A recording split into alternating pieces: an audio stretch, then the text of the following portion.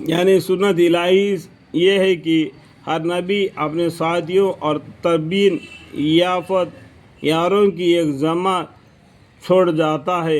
ये जमात नबी की सुन्नत को कायम रखती है और ठीक ठीक इसकी पैरवी करती है। यानी शरीयत इलाही को जिस हाल और जिस शक्ल में नबी छोड़ गया है इसको बाइनिया महफूज रखते हैं और इसमें ज़रा भी फ़र्क नहीं आने देते।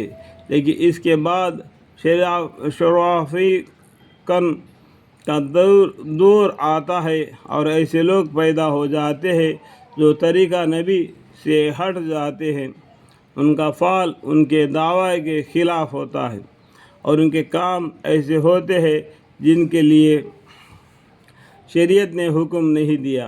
तो ऐसे लोगों के खिलाफ जिस शख्स ने क़ियाम हक़ और सुन्नत की राह में अपने हाथ से काम लिया वह मोमिन है, और जैसा ना करेगा मगर ज़बान से काम लिया वह भी मोमिन है, और जिससे ये भी ना हो सके और दिल के एतक़ाद और नीयत के साबत को इनके खिलाफ़ काम में लाया वह भी मोमिन है। लेकिन इसको आखिर दर्जा के बाद ईमान का कोई दर्जा नहीं।